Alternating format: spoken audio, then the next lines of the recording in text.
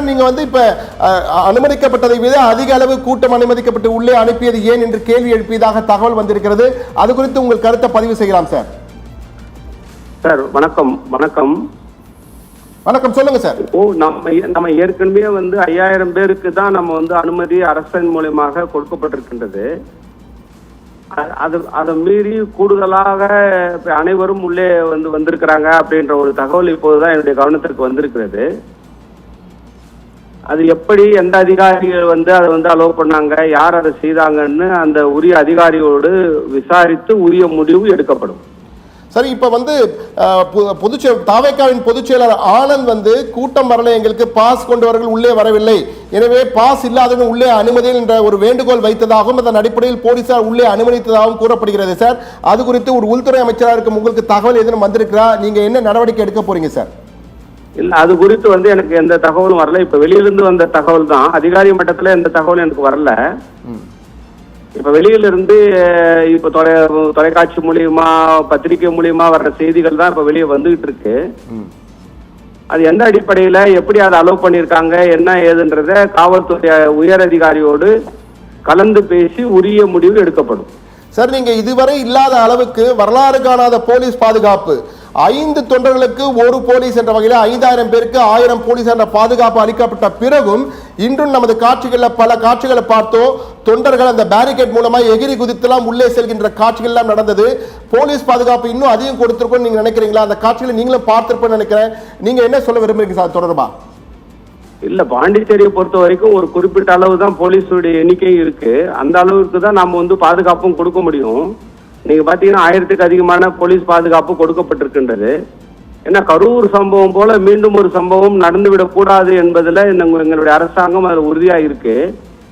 அதனால பாத்தீங்கன்னா உரிய பாதுகாப்பு அதிகாரிகள் உரிய போலீஸ் பாதுகாப்பு எல்லாமே முறையா கொடுக்கப்பட்டிருக்கின்றது. இருந்தாலும் இது போற அரசியல் கட்சி தொண்டர்கள் என்ற போது அதுவும் பாத்தீங்கன்னா ஒரு நடிகர் என்று வருகின்ற பொழுது இது போன்ற ஒரு உணர்ச்சி வசப்பட்ட தொண்டர்கள் இருப்பது நியாயம், இருப்பதுதான் உண்மை. அதை போலீஸ் காவல்துறை நிச்சயமாக கட்டுக்குள் கொண்டு வரும். அதுல எந்த மாற்றமும் இருக்காது. சரி, இந்த கூட்டத்தில் அனுமதிக்கப்பட்ட விதங்களை பார்க்கும்போது, காட்சிகளை வைத்து பார்க்கும்போது விதிமுறை மீறல்கள் நடைபெற்று இருக்குன்னு நீங்க நினைக்கிறீங்களா? இது தொடர்பாக கேள்வி எழுப்பப்படுமா சார் உள்துறை சார்பாக? இல்ல, விதிமுறை நடந்திருக்கா, என்ன நடந்திருக்கு, விதியை மீறி இருக்காங்களா, விதிக்கு உட்பட்டவங்க நடந்திருக்காங்களா என்றது கூட்டத்துக்கு பிறகு காவல்துறை அதிகாரியோடு உரிய விசாரணை நடத்தி உரிய முடிவு எடுக்கப்படும். சார், இது உங்கள் அரசு சார்பாக இல்லாமல் அரசியல் கேள்வியா இந்த ஒரே ஒரு கேள்விக்கு மட்டும் உங்களிடம் பதில் கேட்கிறேன். தற்போது தாவேகா முதன்முறையாக தாவேகா தலைவர் விஜய் ஒரு பொதுக்கூட்டத்திலே புதுச்சேரியிலே பேச போகிறார்.